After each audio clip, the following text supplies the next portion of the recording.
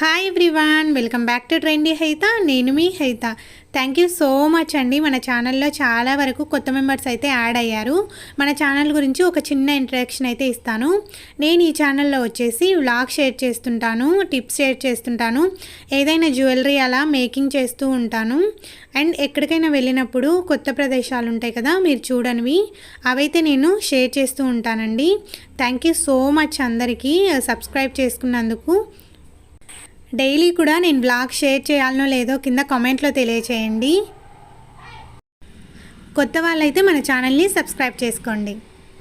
Daily night వచ్చేసి నేను రోటీ చేస్తాను కాబట్టి ఇలా తెల్ల మరకలు, పిండి మరకలు ఉంటాయి కదా, అవి పడుతూ ఉంటాయి.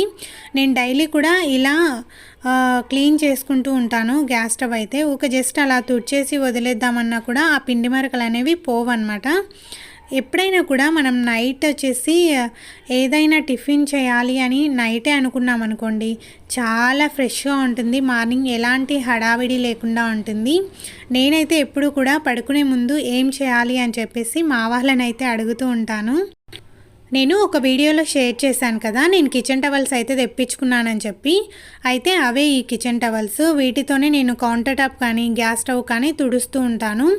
మన క్లాత్కి వీటికి ఏంటి తేడా అంటే, ఎక్కువ మన క్లాతే బెటర్ అండి, బాగా అబ్జర్వ్ చేస్తుంది నీళ్ళు అయితే. కాటన్ క్లాత్ అయితే ఇవి అంత అబ్జర్వ్ చేయట్లేదు.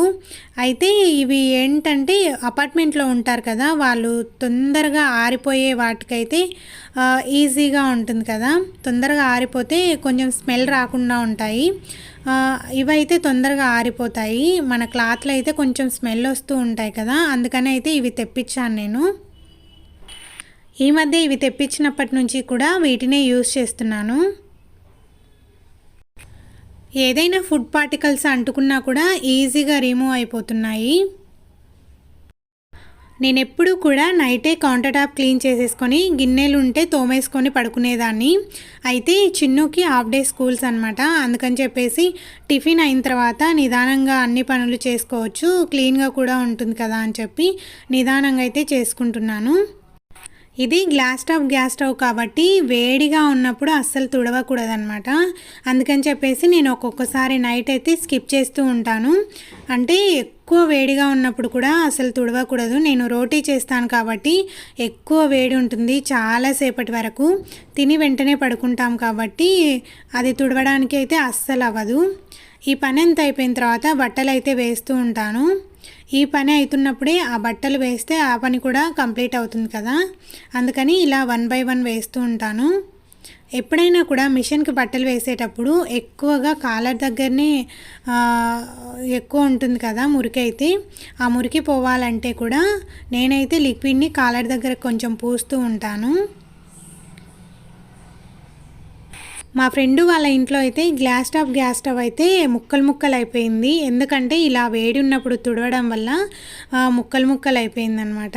అందుకని చెప్పేసి ఎప్పుడు కూడా గ్యాస్ స్టవ్ని మాత్రం ఎక్కువ వేడి ఉన్నప్పుడు అస్సలు తుడవకండి.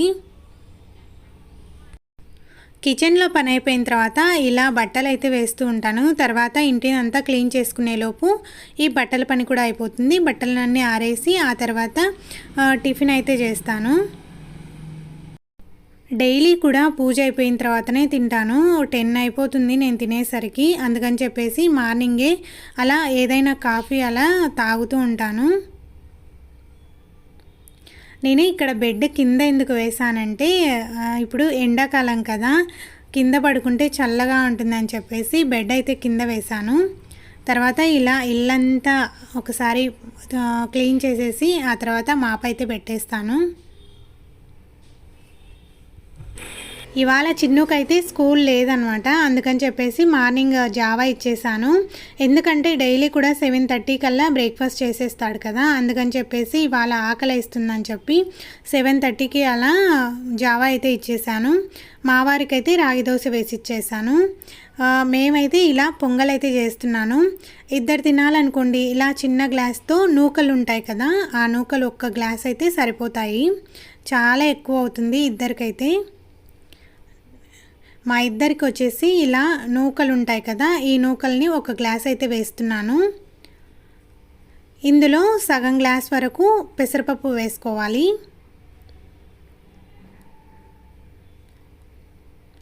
నేను బియ్యానికి బదులుగా ఇలా నూకలు వాడతాను. నూకలే బాగుంటాయండి పొంగలికైతే. తర్వాత ఇందులో కాస్తంత వాము వేసుకోవాలి. బియ్యం పట్టించేటప్పుడు నూకలు వస్తాయి కదా, ఆ నూకలనైతే ఇలా పొంగల్ కింద వాడుకుంటాను. ఒక నెలకు సరిపడా వీటన్నిటిని కలిపి పెట్టుకున్నామనుకోండి, ఎప్పుడు కావాలన్నా కూడా ఈజీగా అయితే మనం పొంగల్ చేసుకోవచ్చు.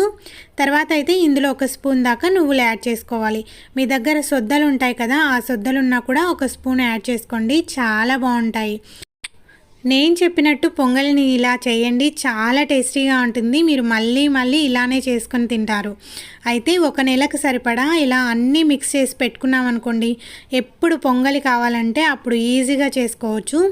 నేను ఇక్కడైతే 1 గ్లాసు బియ్యం వేసుకున్నాను కదా, అంటే నూకలు, వాటికి ఒక 5 నుంచి 6 వరకు నీళ్లు వేసుకుంటాను. తర్వాత ఇందులో కావాల్సినంత ఉప్పు వేసుకుంటాను, అంటే సరిపడినంత ఉప్పు వేసుకోవాలి. తర్వాత కాస్తంత ఆయిల్ వేసుకోవాలి. ఇలా వేసుకుంటే బయటికి అనేది ఎక్కువగా రాకుండా ఉంటుంది.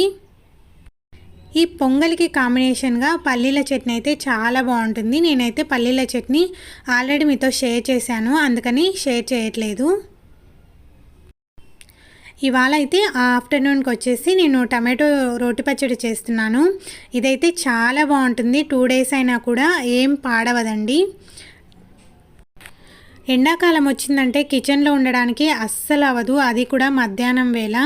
అందుకని చెప్పేసి కొన్ని పనులు అయితే నేను మార్నింగే చేసుకుంటూ ఉంటాను. మధ్యాహ్నం చేసుకుందాం అనుకున్నా కూడా ఫ్యాన్ పెట్టుకోవడానికి కూడా అవ్వదు కదా, అందుకని చెప్పేసి నేను ఇప్పుడైతే చేస్తున్నాను. అది అయ్యేలోపు ఇలా చట్నీ కూడా చేసుకోవచ్చు కదా. ఈసారి మే రాకముందే ఇంత ఎండలుగా ఉన్నాయి. కిచెన్లోకి వెళ్ళాలంటే ముందు మనమే ఉడికి వస్తున్నాము, అంత ఎండలుగా ఉన్నాయన్నమాట. అందుకని చెప్పేసి మార్నింగే నేను ఇలా కొన్ని పనులు అయితే చేసుకుంటాను. ఇలా వీటిని ఈ చట్నీ చేస్తే కొంచెం రైస్కి కూడా కడిగి పెట్టేస్తే సరిపోతుంది. నేను ఆల్రెడీ పప్పు కూడా ప్రిపేర్ చేసి పక్కన పెట్టేశాను. మధ్యాహ్నానికి రైస్ పెట్టేసుకుంటే సరిపోతుంది, అందుకని చెప్పేసి నేను ఉదయమే అయితే ఇలా ప్రిపేర్ చేసి పెడతాను. నేను డైలీ కూడా షార్ట్ వీడియోస్ అయితే అప్లోడ్ చేస్తూ ఉన్నాను కదా. అయితే చదువుతున్నప్పుడే నాకు పెళ్ళయిందని చెప్పేసి అవి 8 పార్ట్స్గా చేశాను. ఇంకా 2 పార్ట్స్ అయితే పెండింగ్ ఉన్నాయి, అవి కూడా చేస్తానండి. అయితే ఎవరికైనా మోటివేషన్గా ఉంటుందని చెప్పి నా స్టోరీ అయితే అక్కడ షేర్ చేశాను. చాలా బాగా రెస్పాన్స్ వచ్చిందండి. థ్యాంక్ యూ సో మచ్ అండి. ఇక్కడైతే బియ్యాన్ని కడిగేసి పక్కకైతే పెట్టేస్తాను. డైలీ ఇలానే ఉంటుంది, మార్నింగే అన్ని పనులు చేసుకొని పెట్టుకుంటాము అని కాదు. ఒక్కొక్క రోజు బద్ధకం అవుతుంది కదా, ఒక్కొక్కసారి అయితే చేసుకుంటాము, ఒక్కొక్కసారి అయితే చేసుకోలేము. ఇక్కడైతే పొంగలి చాలా బాగా స్మెల్ వస్తుందండి, చాలా బాగుంటుంది. మీరు తప్పకుండా ట్రై చేయండి. ఇక్కడ కాస్త అన్ని పొంగలిలో గట్టిగా ఉంది అనుకోండి పొంగలి, కొంచెం వేడి నీళ్ళు అయితే పోయండి, ఏమవ్వదు. తర్వాత పోపు వేసుకోవాలి. ఫస్ట్ అయితే ఆయిల్ వేసుకొని దాంట్లో కొంచెం బాదం పప్పులు ఉంటే వేస్తున్నాను నేను. తర్వాత పోపు దినుసులు వేసేసుకొని, మిరియాలు ఉంటాయి కదా 1 స్పూన్ వేసుకొని, ఎండుమిరపకాయలు వేసేసుకోవాలి. తర్వాత ఒక పచ్చిమిరపకాయ ఇలా కట్ చేసి వేసుకొని, ఆ తర్వాత పొంగలిలోకి అయితే మిక్స్ చేసుకోవాలి. వేసేసుకొని చూడండి ఎంత బాగుందో కదా, చాలా చాలా టేస్టీగా ఉంటుంది పల్లి చట్నీతో తింటే. ఇలా వేడి వేడి పొంగలిని తింటూ ఉంటే సూపర్గా ఉంటుంది. మీరు తప్పకుండా ట్రై చేయండి. మరీ కాస్త చల్లగా అయినాక తినాలి అంటే కొంచెం గట్టిగా అవుతుంది. నేనైతే ఇది చిన్నుకైతే ఇస్తున్నాను. చాలా టేస్టీగా ఎంతో రుచిగా ఉంటుంది. మీరు తప్పకుండా ట్రై చేసి ఎలా ఉందో కామెంట్ చేయండి.